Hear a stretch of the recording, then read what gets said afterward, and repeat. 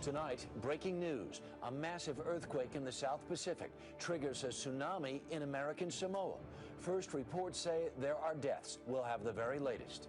I'm Harry Smith. Also tonight, more flu news. The first batches of H1N1 vaccine are on their way, but where schools are already closed, it feels late. And who's going to administer all those shots? Gross misconduct uncovered at the U.S. Embassy in Kabul, but allegations reached government investigators 2 years ago. Why was nothing done? And driven to distraction, the government takes on a deadly problem. This is the CBS Evening News with Katie Couric. Good evening. Katie is on assignment. It was a monster of an earthquake, officially magnitude 8.0, and it touched off a tsunami. A wall of water as high as 20 feet slammed into some tiny South Pacific islands. The quake struck midway between Samoa and American Samoa, a U.S. territory about the size of Washington, D.C. Population 65,000. Many Samoans tried to run for higher ground as the tsunami swept as far as a half-mile inland. At least one town was flattened, and first reports say there are deaths. Bill Whitaker has the latest. According to witnesses, the fishing village of Sao Sao Beach Fale on the island of Samoa was completely washed away. The villagers ran for their lives to higher ground. In Pago Pago, the capital of American Samoa, the waves surged about 100 yards inland, washing away the National Park Visitor Center. Radio host John Rayner was down the coast. We spoke to him by phone. It was just absolute frantic. People were talking about, go hide or go pray somewhere. Just get away from the ocean as quickly as you can. Bay Area sailor Wayne Hodgins was docked in his boat at the harbor in Pago Pago, helping with the rescue, relaying messages by Twitter. "One death I know of, several swept away and still missing," he wrote. There was a couple with a young boy and the other Canadian fellow and my dog that they had taken because she was about to fall off of the boat. So they were clinging to the life standard. The water came and went very, very quickly, but was absolutely ferocious, as you can imagine, with that volume. Now, the earthquake and tsunami sent shock waves of fear and concern as far away as Hawaii. The tsunami watch in Hawaii was canceled after 2 hours. The death toll in the Samoan Islands now stands at 14, but it's feared that number could climb as reports filter in from outlying areas. Harry? Bill Whitaker, thanks. Now to the fight against the flu. The first doses of H1N1 vaccine were shipped out today, and not a moment too soon. Every state but Vermont has already seen a flu outbreak, some the seasonal strain, some H1N1. And now that the H1N1 vaccine is ready, the next challenge is getting it to where it is needed most. Here's Nancy Cordes. You're looking at some of the first batches of H1N1 vaccine now being rushed out the door. But many states are far from figuring out how they'll distribute the 251 million doses headed their way. We have let so many people go in the public health systems. There really isn't a ready-made way to get it out to people quickly. Take DeKalb County, Georgia, where there are only 44 school nurses in the county's 140 schools, which is complicating plans for mass vaccinations of children. When schools came back into session and kids went to college, we saw large numbers of cases. The good news federal health officials told Congress today is that there will eventually be enough vaccine for everyone who wants it. We believe the vaccine is likely to be highly effective. We won't know till it's used, but that's our belief based on the best science. But that hasn't quelled anxiety about the hastily produced vaccine. Stop the shot! In Albany today, New York State healthcare workers protested a new regulation requiring that they all get inoculated. Do you need help? Do you want me to pull this In Washington, D.C., this mother of two said she'll wait to get her children vaccinated, even though her 3-month-old is at the highest risk. My doctor recommended that we not get the H1N1 vaccine for the first round because it's only been tested on 600 children, and that's just not a big enough test sample to know what the reaction is going to be. At the CDC in Atlanta, the Emergency Operations Center staff has swelled from 6 to 232. They're monitoring both the flu and the vaccination process around the clock. Officials there are scrambling to compile a database of vaccine side effects to track any adverse reactions to the shots. We are concerned anytime something new comes out, and we understand that the public is concerned as well. And the public has a right to a safe vaccine. The National Institutes of Health points out that initial safety tests have been very encouraging and that the H1N1 flu is far, far more hazardous to your health than the vaccine is. Harry? Nancy Cordes in Washington tonight. Thanks. H1N1 and the fears surrounding it are forcing entire school districts to close down in spite of federal recommendations to keep them open. Just today, more than 6,000 students in Huntsville, Texas, were told to stay home after a flood of sick calls. More now from Don Teague. In Colorado, this middle school closed its doors after 40% of students stayed home sick. There are similar closures in Tennessee, Oklahoma, and Texas. Felt like the best thing to do at this point was to keep the kids at home, keep them away from each other so they're not reinfecting. Health officials say H1N1, while highly contagious, is no more dangerous than seasonal flu. But in Fort Worth, Texas, my baby girl she was like this, she was radiant. Tom Osborne isn't convinced. His 14-year-old daughter, who he says had no underlying medical conditions, died Sunday, 4 days after contracting H1N1 flu. They heroically doing CPR for 40 minutes while the surgeons tried to get her set up on that machine. And they had 26 people in that one little room trying to help her. Osborne believes the antiviral medication Tamiflu might have saved his daughter, but says her doctors chose not to administer it, citing CDC guidelines recommending early doses only be given to hospitalized patients and others, including children under the age of 2 or those with underlying medical conditions. We've tried to review the science of what we know about these antiviral medicines and the clinical circumstances and try to direct the medicines where they can really be life-saving or do the most good. Until the H1N1 vaccine is widely available later next month, health officials say the most important thing to do is what these people are doing, getting vaccinated against the regular seasonal flu now. Don Teague, CBS News, Fort Worth, Texas. Now to the battle over health care reform. A public insurance option seems all but dead, in the Senate anyway. On a vote of 15-8, the Finance Committee today defeated an amendment that called for a federally funded public option modeled on Medicare. Also defeated 13-10, a similar public option, but with no federal funding. Also in Washington today, the Federal Reserve rolled out the new consumer protections it's proposing under the Credit Card Act. But they wouldn't take effect right away. And as national correspondent Jim Axelrod tells us, no one knows that better than the credit card companies. The credit card industry got a bill of its own today. 800 pages of rules from the Fed, spelling out the credit card reforms President Obama signed into law last May. It takes what might be cracks and crevices and tries to cement them up and give people a working blueprint of actually what they're going to have to comply with and how Congress really wants this carried out. Set to be implemented next February, the regulations prohibit any interest rate increase in the first year after opening an account, any rate increase on an existing balance, and they prohibit consumers under 21 from getting a card unless they prove they can pay or get a signature from a parent.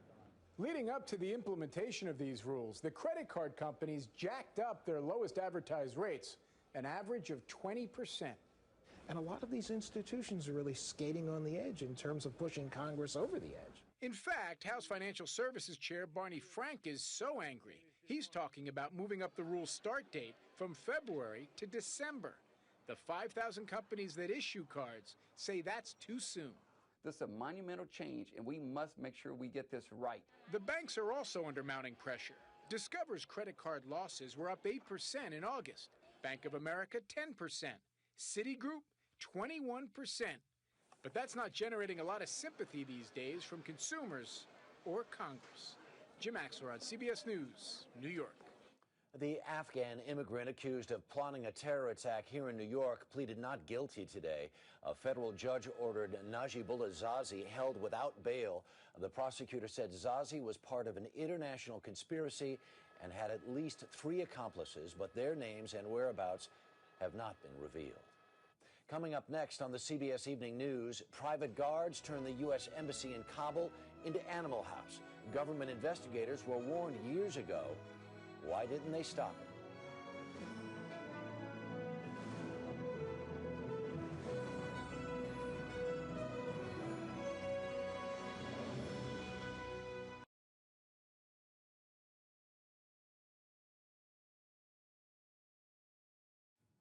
We showed you the photos earlier this month. Civilian security guards out of control during wild parties at the U.S. Embassy in Kabul. It turns out government investigators were warned long ago things weren't right at the embassy, but nothing was done. The question is why? Cheryl Atkinson went looking for answers as she followed the money. As Inspector General for the State Department, Howard Krongard was supposed to be an independent watchdog. It was his job to investigate the very type of misconduct alleged at the U.S. Embassy in Kabul: forced sexual hazing of guards, contract fraud, and waste of tax dollars. CBS News has learned that serious allegations about the embassy reached Krongard's office 2 years ago, where they apparently vanished into thin air. How that could have happened is even harder to explain when you consider who made the complaint: Senator Joe Lieberman, head of the Homeland Security Committee. His staffers say they notified Krongard's office about security and fraud allegations made by high-level whistleblowers from Inside Armor Group, the company that provides embassy security. Do you remember that? No, I have no knowledge of that whatsoever. But CBS News has learned Krongard had a special and controversial link to the company he should have been policing. His brother Buzzy, former executive director of the CIA, was on Armor Group's board of directors. Armor Group's Kabul embassy contract is worth $187 million tax dollars. Did you know your own brother was on Armor Group's board of directors? No, I did not. Why didn't you know? I don't know. I guess, number one, I'm not sure why I should have known, but number two, he never told me. You should have known, I think, in the opinion of a lot of people, because it would be a perceived conflict of interest.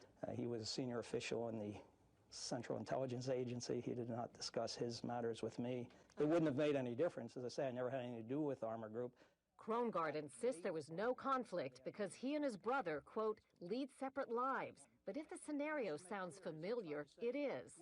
I'm not my brother's keeper. About the same time the Armor Group complaint disappeared in Krongard's office, lawmakers accused him of dragging his feet on probes into another war contractor, Blackwater.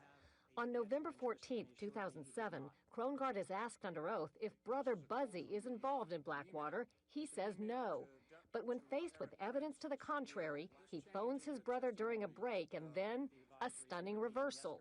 I had not been aware of that, and I want to state on the record right now that I hereby recuse myself from any matters having to do with Blackwater. Krongard resigned under fire a short time later. We showed our documentary evidence of Buzzy Krongard's Armor Group ties to Danielle Bryan. She heads the watchdog group that exposed the embassy guard scandal. But to find that the IG's brother was also on the board of Armor Group is breathtaking. There's no way to know what would have happened without the possible conflict of interest. But watchdogs say had the Armor Group allegations been aggressively investigated then, it might have prevented 2 years' worth of fraud, waste, and security risks being alleged today. Cheryl Atkinson, CBS News, Washington. Well, how many Supreme Court justices can you name? The justices posed today for their annual class photo, and as a public service, left to right, that's Anthony Kennedy, Samuel Alito, John Paul Stevens, and Ruth Bader Ginsburg. Then Chief Justice John Roberts, Stephen Breyer, Antonin Scalia, Sonia Sotomayor, and Clarence Thomas. Off the coast of South America, newly released video shows the British Navy on the attack. The Brits opened fire on a boat operated by drug runners and sent it to the bottom of the sea, but not before the Navy seized a record 6 tons of cocaine valued at $384 million. Coming up next, the push to get drivers' hands, both of them, back on the wheel.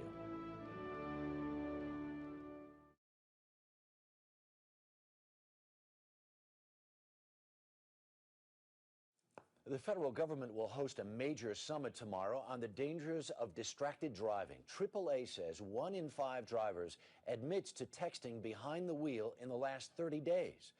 More now from Daniel Sieber. On a makeshift test track in Washington, teenage drivers are about to learn a valuable lesson. How many of you have texted or used a cell phone while driving? Raise your hand. My driving skills are, I don't want to say above everyone else's, but 17-year-old Joseph James was confident about his multitasking abilities until his instructor drove him to distraction. I think this call is for you. How's the texting going? I think it's done. Was this harder than you expected it to be?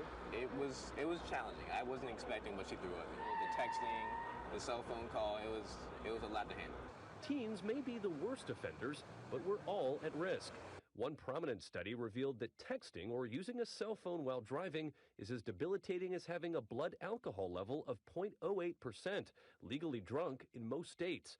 And distracted drivers are 4 times as likely to be in a serious crash. When it comes to calls, some say hands-free devices are a safer alternative. We believe that it really is the issue of eyes off the road and hands off the wheel that creates the real risk with distracted driving. But researchers have long warned that it's not just the physical act of using a phone, but the actual conversation that's the danger. In fact, the brain reduces visual activity, especially peripheral vision, when engaged in a conversation. As for texting, a CBS News New York Times poll shows 90% of those surveyed think texting while driving should be illegal. Yet among younger people, some 16% think it should be allowed. The big question, though, are Americans changing their behavior? Only 63% of those surveyed said they'd abide by laws that regulate cell phone use in cars. Transportation Secretary Ray LaHood says enforcement must improve. We've done it with seat belts where enforcement is very strong now, and I think we'll get to it with texting also. This teen got the message. I will not be distracted when I drive. I will keep my eyes on the road, notice other drivers. I want to avoid that accident. Experts agree. The real solution lies in our own hands. Daniel Seberg, CBS News, Washington. Here in New York, a state appeals court dismissed Dan Rather's $70 million breach of contract suit against CBS. The court said there was no breach because the company continued to pay his salary even after he was removed as anchor of the CBS Evening News. Rather's lawyer says he will appeal now to the state's highest court. Still ahead, jewelry and diplomacy. The Albright collection, next.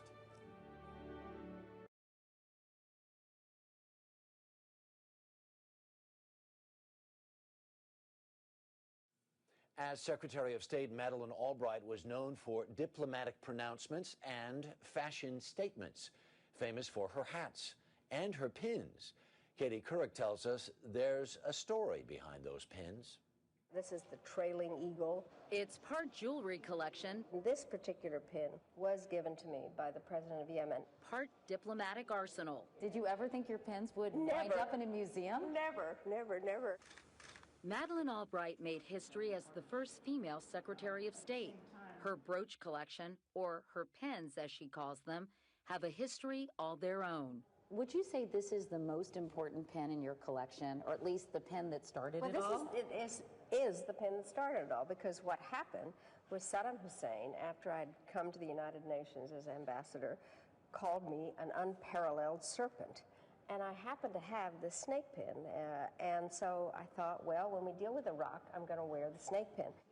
And for a conversation with a Russian diplomat about anti-ballistic missiles, he looked at it and he said, so is that one of your interceptors? And I said, yes, and we make them very small. For negotiations with the Palestinians, a B. Did people like Yasser Arafat say, Secretary Albright, I see the bee? Well, what are you trying to say? He gave me a beautiful butterfly, so I think like he a got butterfly, it. sting like a Something bee. like that, right. Her vast garden of pins, cataloged in a new book and on display at New York's Museum of Arts and Design, are a visual biography of a diplomatic career. Through the years, she's collected around 300 of them. Some were purchased for special occasions. I thought, if by some miracle I'm Secretary of State, I might buy this pin for myself. And so I did go get it when I was named, and I thought, well, I'll wear it for my swearing in. Others were gifts from diplomats all over the world. This dove was given to me by Leah Rabin, who is the widow of Prime Minister Rabin, who had been assassinated. Some of her most precious pins came from everyday people, like this one from New Orleans. The two amethysts represent two Purple Hearts. All of a sudden, a young man came up to me with a box, and he said, my father is sitting over there. He's a D-Day veteran, and my mother died as a result of Katrina. My father had given her this pin for their 50th wedding anniversary, and we think that she would want you to have it. And I was undone. I really was undone. For Secretary Albright, the pins are more than the materials they're made of. As she broke the glass ceiling, and of course she has a pin for that too, she broke the ice with foreign ministers and paved the way for her sister secretaries, Condoleezza Rice and Hillary Clinton. My 7-year-old granddaughter said to her mother, so what was the big deal about Grandma Maddie being Secretary of State? Only girls are Secretaries of State. And in her lifetime, except for a little bit of Colin Powell, it's been girls. That's the CBS Evening News for tonight. Katie will be back tomorrow. I'm Harry Smith. See you in the morning on The Early Show.